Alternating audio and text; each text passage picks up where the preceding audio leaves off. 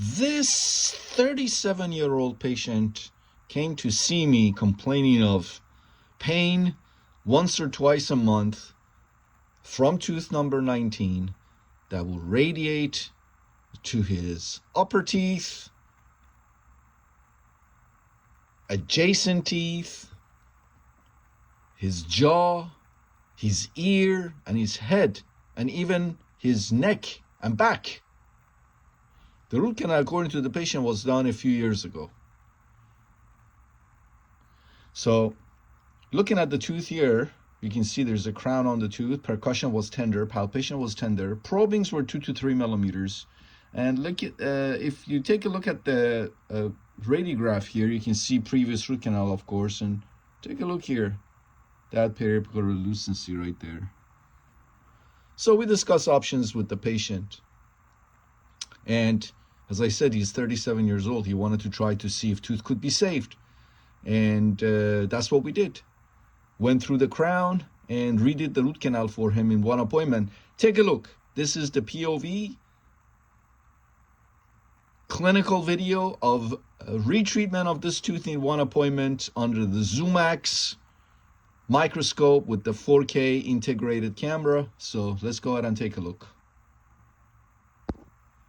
All right, so bite block is in. Already gave the local anesthetic. We had to sedate him. He had dental phobia.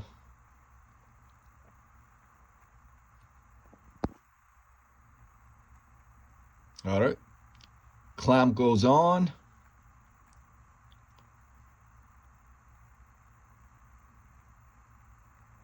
Making sure the clamp is stable.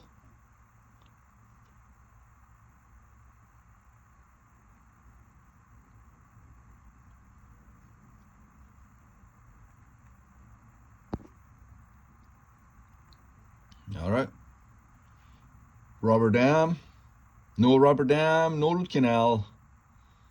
Rubber dam goes on.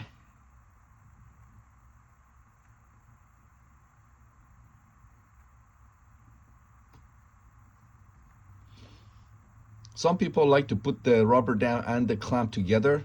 So connect the rubber dam to the clamp and then put the whole unit in together. I prefer this way. So you do what works for you. This is the way that works for me.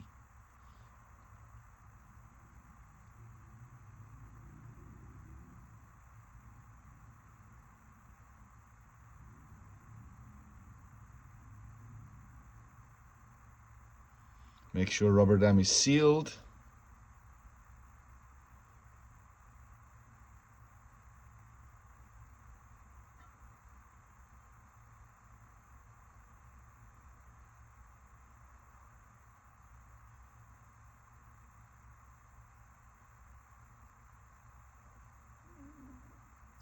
Go ahead and put the frame on.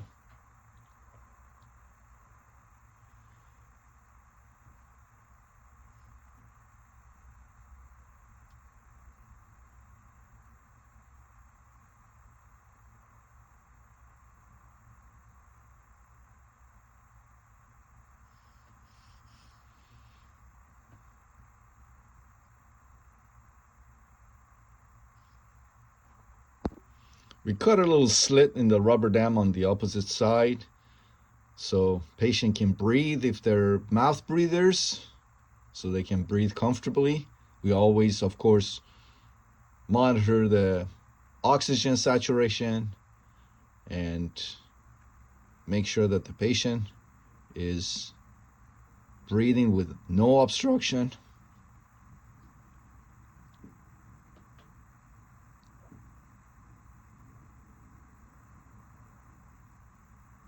All right, so let's take a look. So that's the tooth here.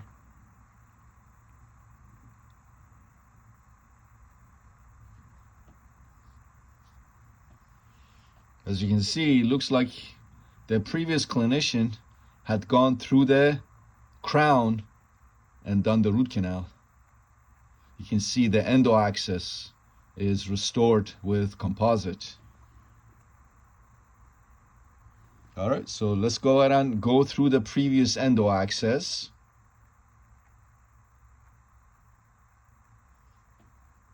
I'm using a diamond burr, a cylindrical diamond burr, end cutting cylindrical diamond burr.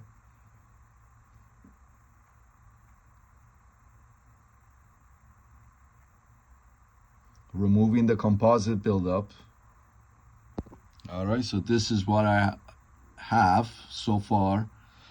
Again, I'm using a surgical operating microscope.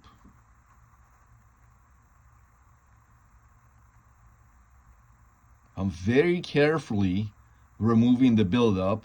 The last thing you want to do is just go in with no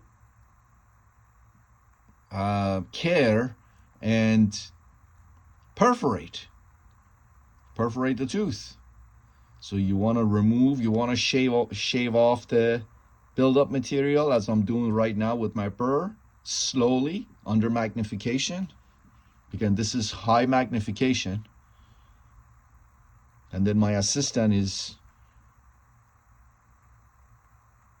putting air on my mirror and the tooth to get rid of the debris so I can see very carefully, very carefully. There you go.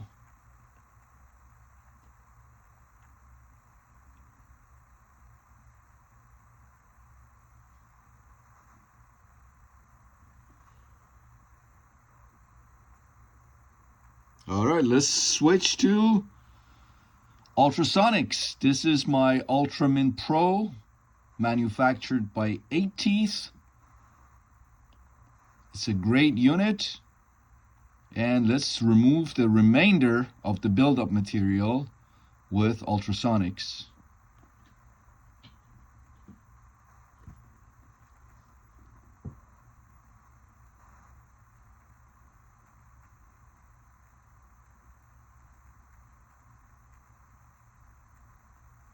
So the reason this root canal failed, of course, is because of bacteria. So there is bacteria within the canals of this tooth, root canals of this tooth. That's why this root canal failed. So the goal is to go in and redo the root canal, and hopefully we can get rid of the bacteria and get rid of the infection that's associated with this tooth. That's the goal today. Removed all the gutta percha from within the canals and go to work. Instrument, re-instrument, reshape, irrigate copiously with 6% hyposonic and ultrasonic activation. All of that to get rid of the bacteria inside the canals of this tooth. Right, there you go. As you can see, the buildup came out. There you go. We're not gonna suction that. It's gonna plug or suction. So my assistant just removed it with the cotton pliers. All right. So let's see what we're dealing with here. This is what we're dealing with here. The gutta percha was moist gutta percha. So that tells me that there was probably coronal leakage.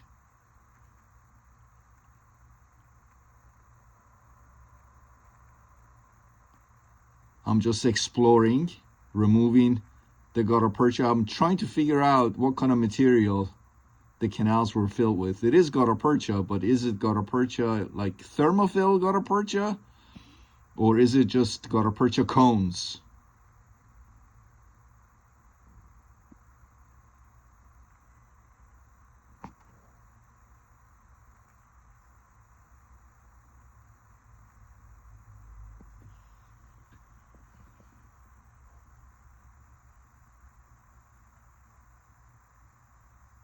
What do you guys think? All right, so, yep, there are thermophils.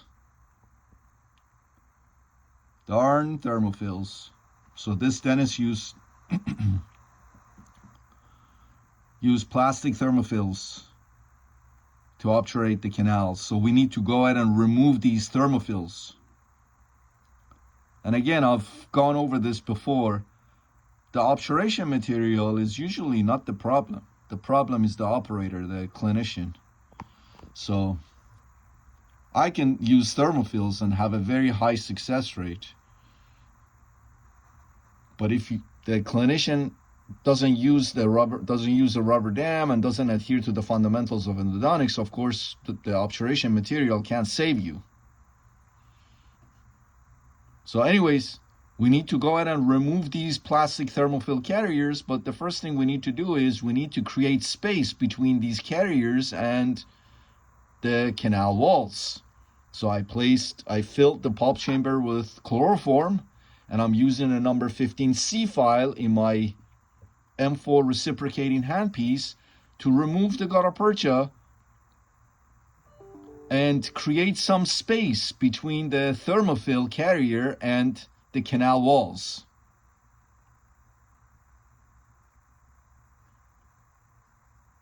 So I can use my edge files. You'll see then once I create the space between the plastic carrier and the canal walls, then I thread my number 40 edge file clockwise.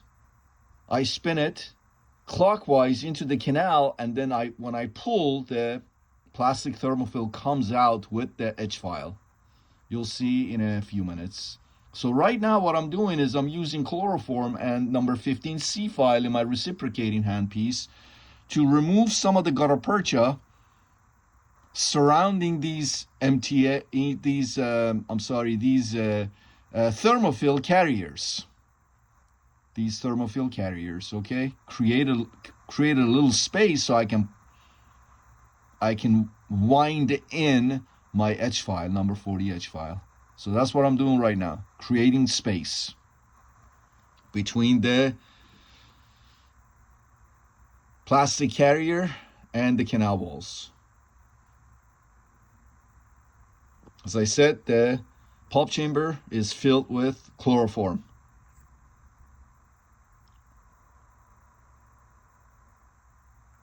All right, this is my edge file, number 40 edge file. And look what I'm doing with it. Clockwise into the canal until I feel some resistance. There you go. See? I feel a little resistant. It doesn't wanna, I'm basically screwing it in, and then I use these lock-in pliers, and there you go. One came out. That's it. There it is. All right, so that's one of them. Came out. I need to remove all four, so I'm basically going to do the same thing. I'm going to do the same thing, same exact thing. All right. Number 40 edge file into the canal. Clockwise, lock it in. All right. Then I use my these locking pliers and pull. And the second one is out. Just like that. All right. Now I'm going to do the same with the distal canals. Again, number 40 edge file goes in. There are two of these plastic carriers in the distal canals. All right, so let's go ahead, lock it in. I use a cotton roll, as you can see, and then I use leverage. Very carefully, you need to know what you're doing. All right, the third one is out.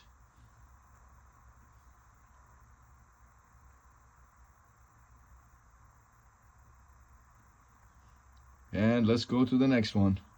There is one more in there.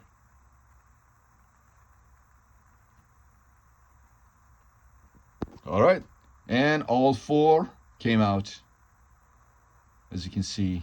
All right, now what do we do next? We need to irrigate the heck out of these canals. All right, but there's still some gutta percha on the walls, the canal walls, that we need to clean. So chloroform goes in, fill in the pulp chamber and canals with chloroform.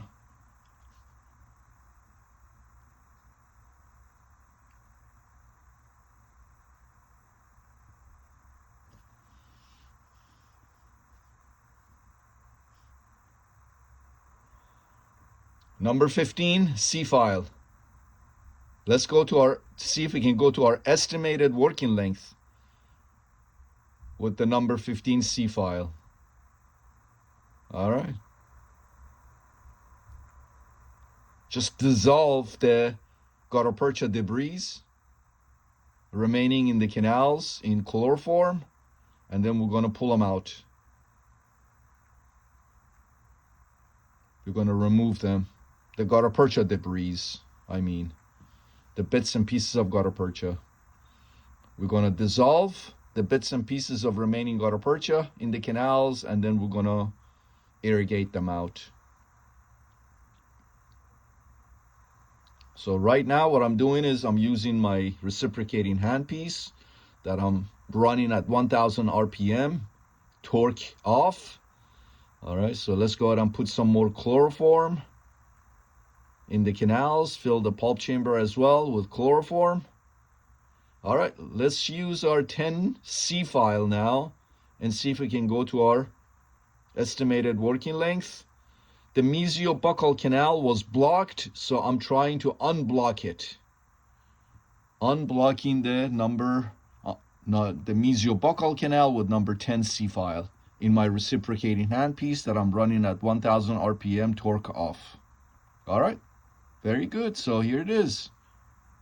Excellent. I'm going to my estimated working length of 21 to 22 millimeters. Let's go into the mesiolingual canal, distal buccal canal, and then my assistant makes sure that chloroform or other irrigants doesn't get outside. Always ensures that that around the tooth are dry. Now look what happened here. Some of the chloroform that got to the outside, it melted the rubber dam. All right, so we need to go back in and put another rubber dam on there. All right, a little bit of gutta percha on the patient's tongue. All right, let's go ahead and put a new one in. He's like stuck to his tongue. All right, came off. All right, a brand new rubber dam goes in.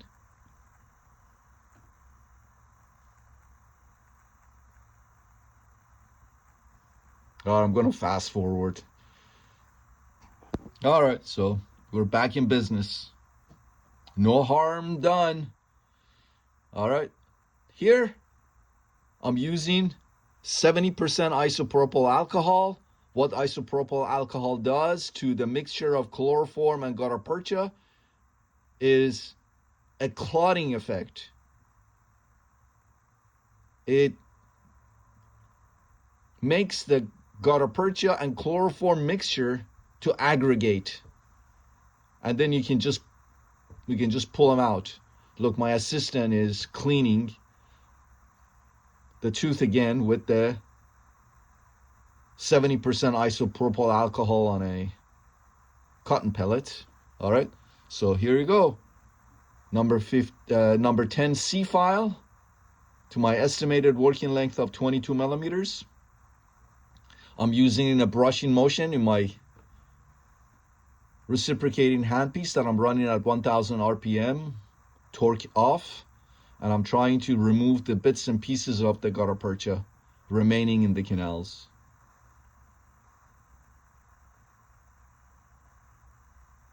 brushing motion, brushing away from the furcation towards the line angles.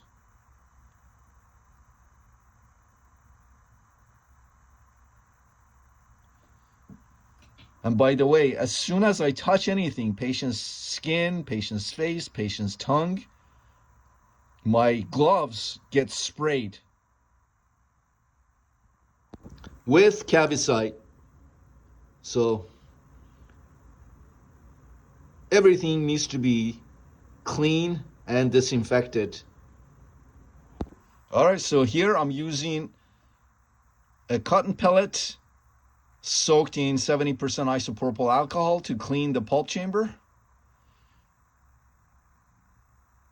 The chloroform and gutta percha mixture are very sticky. All right, so as you can see, 4 canal systems, 2 mesials and 2 distals, but there's still gutta percha remaining in the canals that I need to remove. All right, another cotton pellet dipped in 70% isopropyl alcohol. Clean the tooth, the pulp chamber.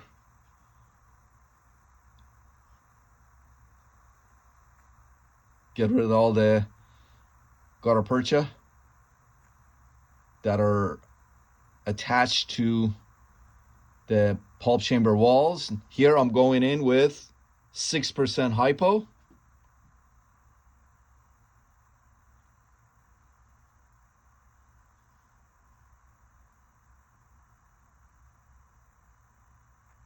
Copious irrigation with 6% hypo, as you can see.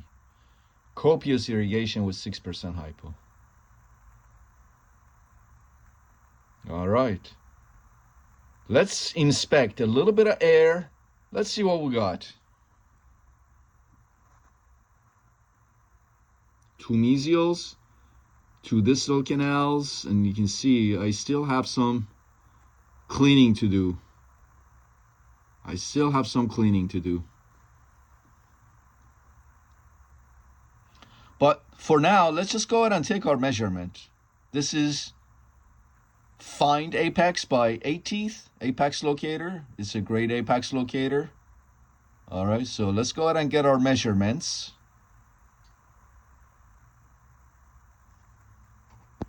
This is it. Find Apex by Find Pex. Not Apex, but Find Pex by 8 Teeth. Find Pex. I don't know why I say Find Apex, because I guess it makes more sense to say Find Apex, but it's Find Pex. All right. It's a great little Apex locator. All right. So continuing with the Find Pex Apex locator to get all our working lengths. And now that we have our working lengths, we can go ahead and start instrumenting and re-instrumenting and reshaping the canals. So this is my number 10 C file, going to my exact working length.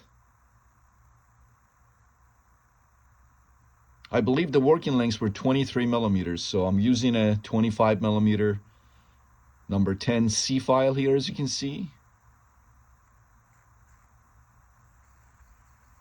Pulp chamber is filled with 6% hypo. All right, very good. Copious irrigation with 6% hypo after each file.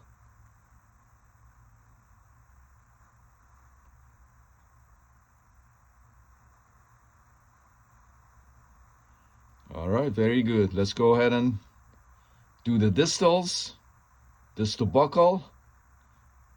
Then I'll go into the distal lingual to the working lengths that I determined with the Find Pex Apex locator by 8 Teeth.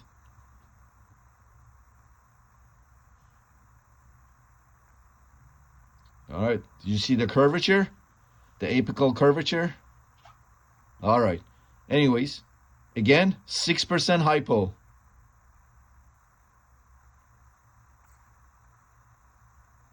Pay attention to how I'm using the syringe and the needle. The needle goes in, perhaps maybe 3 or 4 millimeters away from the working length, but it goes into each canal. And I don't allow the irrigation needle, which is side vented, to bind to canal walls. I won't allow it. And minimal plunger pressure as I'm introducing hypo into the canals. Minimal plunger pressure. Don't allow the irrigation needle to bind to canal walls. All right, so up and down, activating sonically as well as instrumenting. As I've mentioned before, when you run the M4 reciprocating handpiece at 1000 RPM and you have a file attached to it, you're not only instrumenting, shaping the canals, you're also activating sonically the 6% hypo. All right, up and down, and brushing motion. I believe I'm in the distal lingual canal right now. Again, copious irrigation with 6% hypo.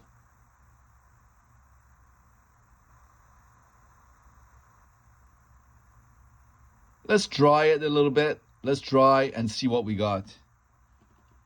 Much cleaner, as you can see, but I still have some gutta percha attached to canal walls. What's that saying? Measure twice, cut once. So I'm rechecking my working lengths again. So you must do this throughout the procedure 2 or 3 times just to make sure that your working lengths are proper.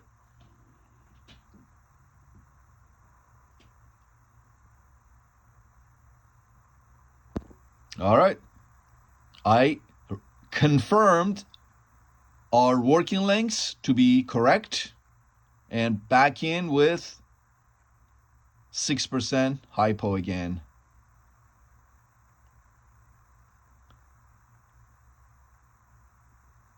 The canals and the pulp chamber are filled with 6% hypo right now. So let's go ahead and go to our next instrument.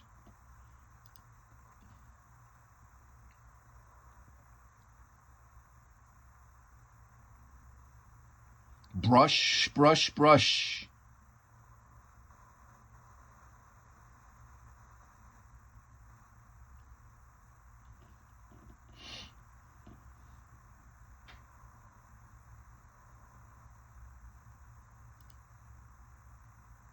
I'm just fast forwarding again. All right. Again, remember 6% hypo after each file usage to get rid of the debris and get rid of all the bacteria, clean the canal walls, decontaminate the canal walls.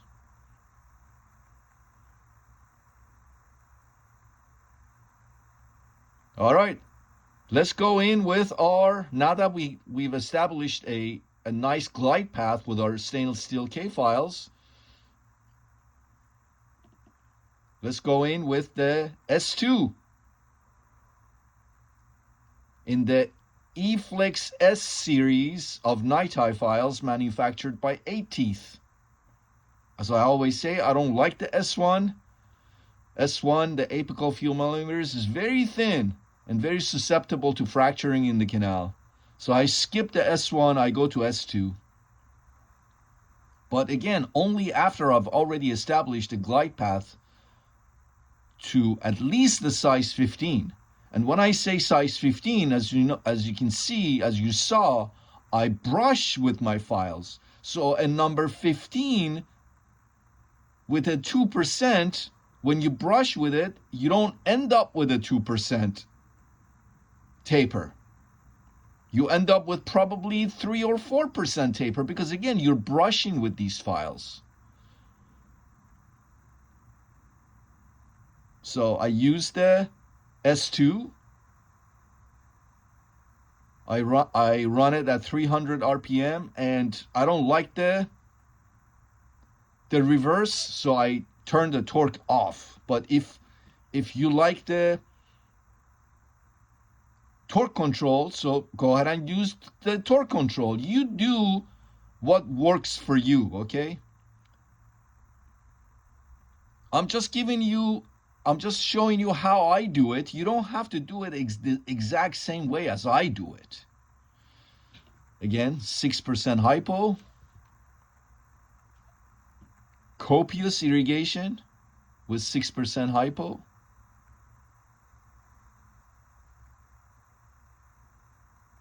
All right. There you go. That's what we have. Now look how much cleaner everything looks. Look at that. Looks so clean. Just a little bit of gutta percha attached to the lingual wall of the mesiolingual canal, and some gutta percha attached to the pulp chamber wall, the lingual pulp chamber wall as well. So I'm just using my endo explorer and trying to remove all of these extra gutta percha. Yeah, as I said, the gutta percha, when mixed with chloroform, is very sticky, sticks to everything.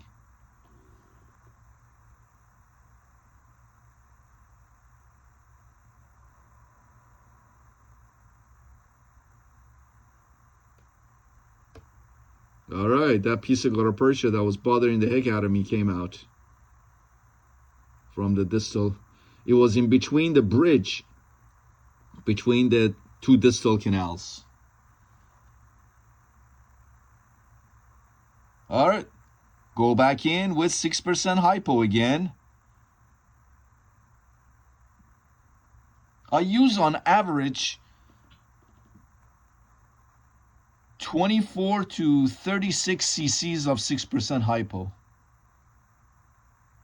Especially if I have a necrotic case or if I have a retreatment case, then the volume of 6% hypo usage goes up.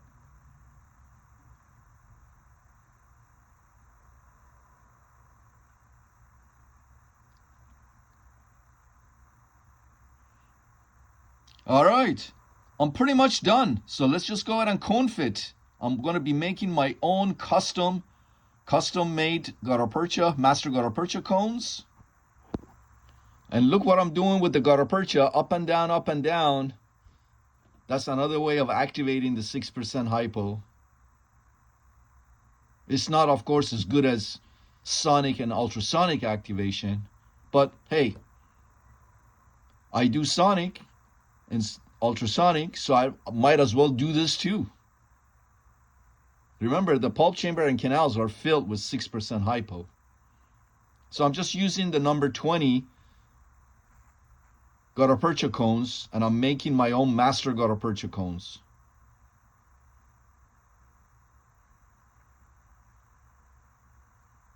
I believe these are 4% taper.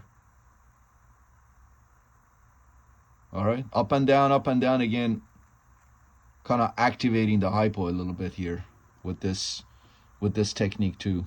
But again, as I said, it's not as good as sonic and ultrasonic activation.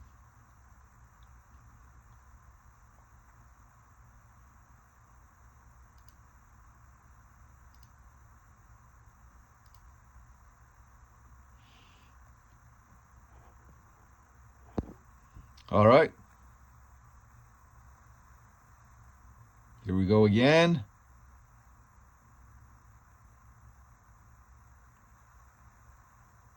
Irrigation. Look how clean everything is.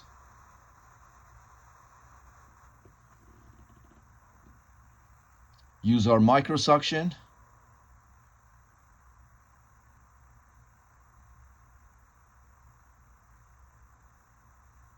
I'm going to do a final inspection.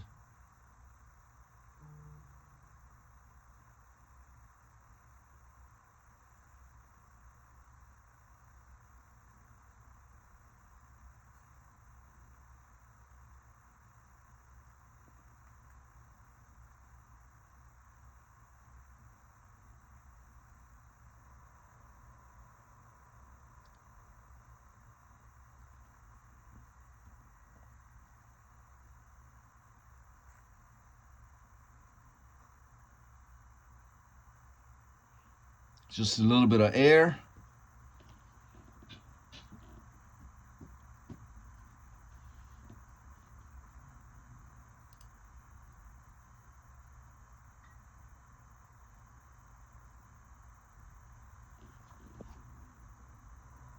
I got a little bit of gutta percha there on the distal.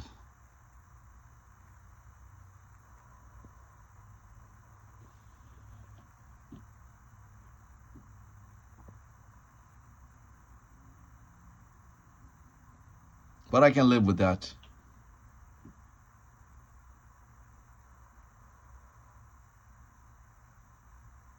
Remember, sometimes you need to think about that. There's a saying, it says, the enemy of good is better. Think about that. The enemy of good is better. Bad things can happen when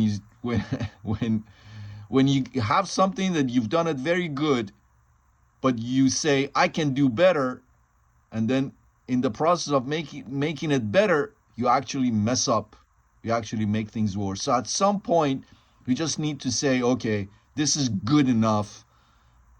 There's no point in trying to make things better and then perforating or causing damage, removing, more dentin that you should, for example, in the process, or as I said, perforating or thinning out the canals.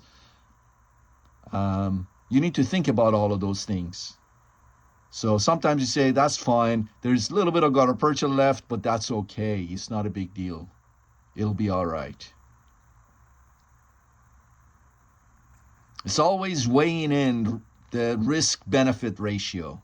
Risks-benefits ratio. Always weigh. Think about all of that.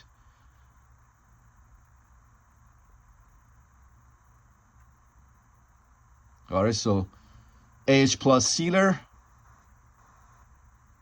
I dried the canals with sterile paper points and now coated the canal walls with AH plus sealer using sterile paper points, and now I dipped my master gutta percha cones in AH plus sealer, and I'm going to seed them in each canal. I usually do the 2 mesials, but in this case, I'm doing the distal buccal and then the distal lingual canals.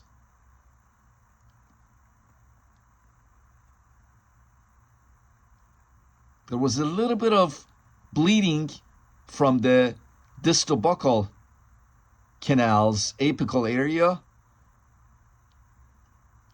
So I stopped the bleeding. So there was no more bleeding. So I said, okay, before it starts to bleed again, I'm going to obturate it. And that's why I obturated the distal buccal canal first. Because as I said, there was a slight bleeding from the apical, periapical area. I dried it. There was no more bleeding.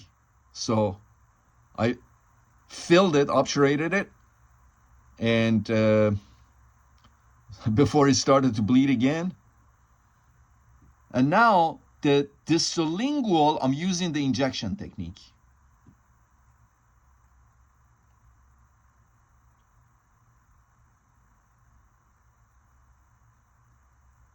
Don't ask me why. I sometimes do that.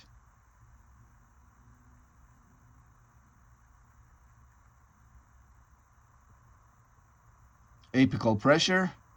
And again, please don't ask me to teach you how to do the injection technique of thermoplasticized gutta percha. I don't teach it because it's very dangerous.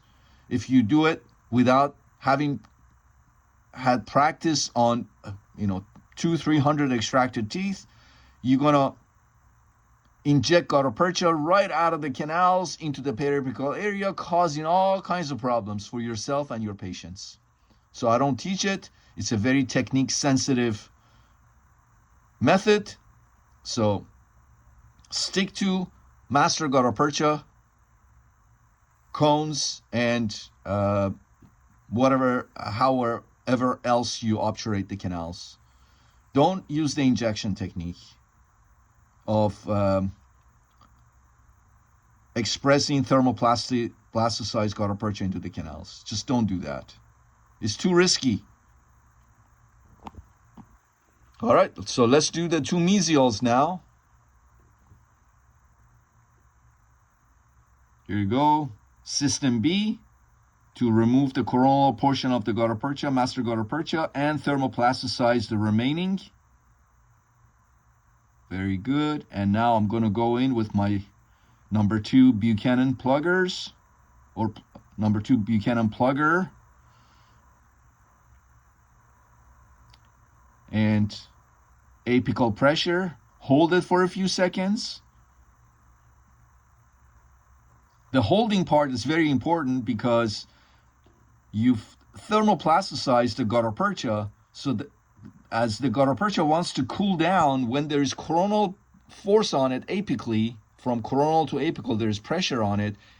As it wants to expand, as it's trying to cool down, it expands. As it wants to expand, it can't expand coronally because there's coronal to apical force on it, pressure on it. So it can only expand apically and laterally. And that's how you obturate the lateral canals and complexities.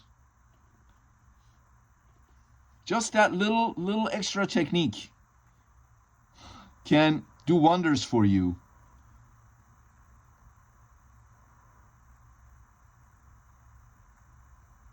People pay $3,000 for 6 hours of hands-on to just learn that one technique, so they can tell them how to do that. And here I am telling you exactly how to do it for free. All right, so I'm using my Obturo gun and backfilling the remainder of the canals with gutta percha.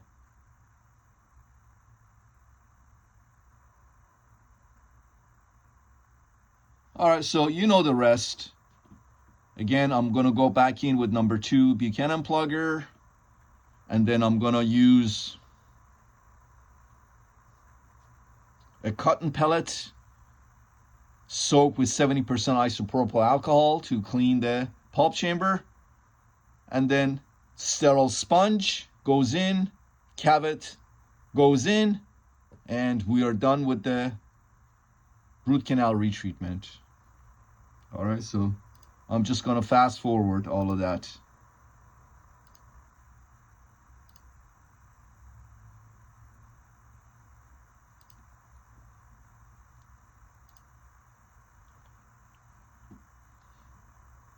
All right, so we are done with endodontic retreatment in one appointment. As you saw, we removed 4 plastic thermophil carriers. I'm going to clean the pulp chamber with 70% isopropyl alcohol, as I said, and temporary sponge, sterile sponge, temporary filling, in my case, cavet. And in this case, I decided to go ahead and take a radiograph just to make sure that I got everything right before I put the cavet in. And as you can see, the rubber dam doesn't come off. The rubber dam stays on. And here it is. Okay, so as you can see, the clamp is on, the rubber dam is still on. We went ahead and took a radiograph just to make sure that all was well. Wanted to make sure before I put the cavet in, the sponge and cavet. And here was the post-op. All right, so now that I know that my obturation was perfect, I'm going to use isopropyl alcohol and clean the pulp chamber, walls, and floor with isopropyl alcohol. I'm going to dry it. Sterile sponge.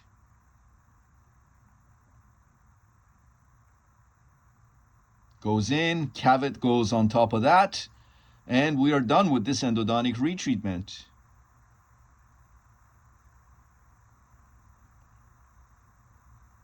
So let's go ahead and, of course, the patient gets referred back to their general dentist for the permanent restoration.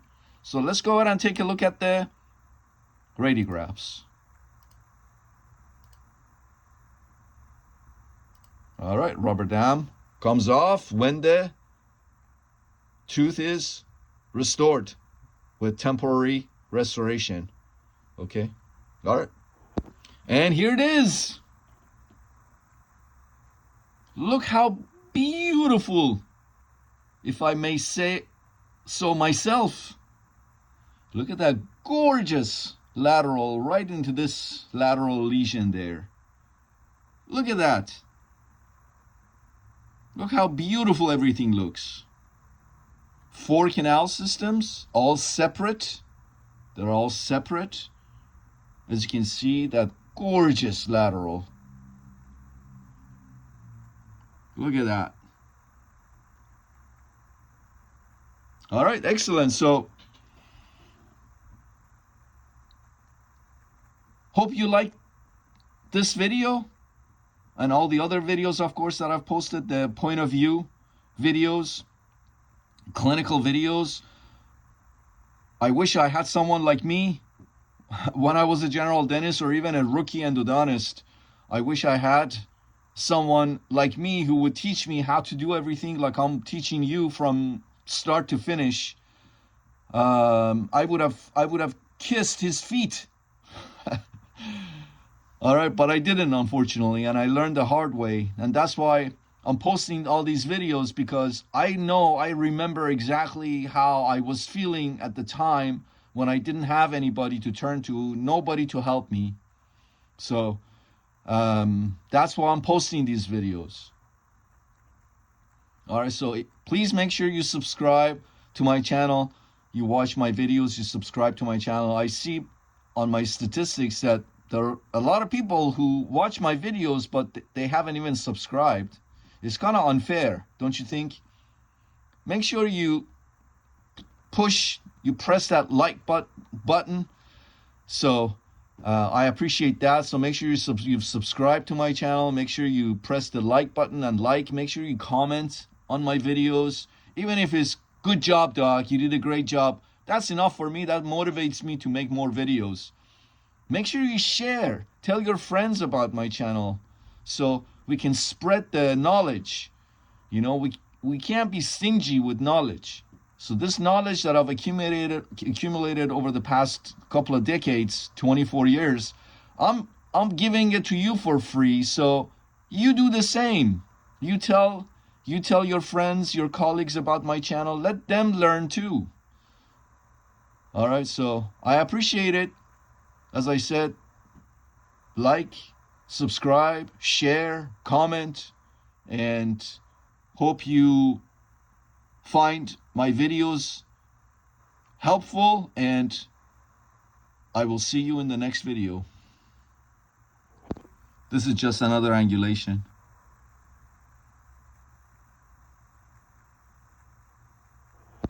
And another angulation that shows that beautiful lateral into that lateral lesion there.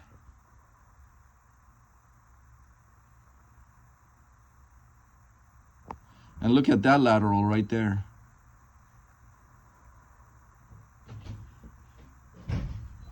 And another angulation.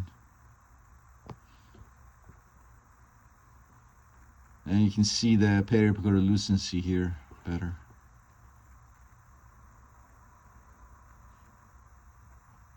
All right, excellent.